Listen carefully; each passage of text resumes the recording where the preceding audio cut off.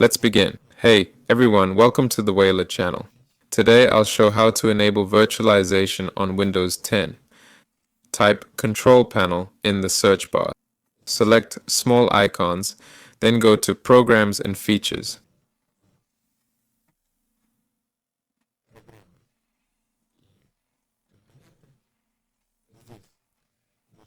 Click Turn Windows Features on or off and find Hyper-V or Virtualization Platform.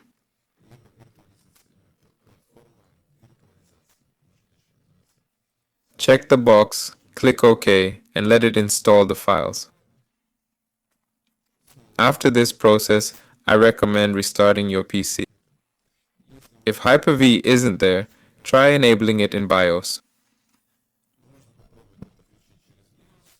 Or check if your processor supports virtualization. That's all for now. This has been Whaler. Like and subscribe to the channel. Oh, afterwards, you can restart your computer again. See you later.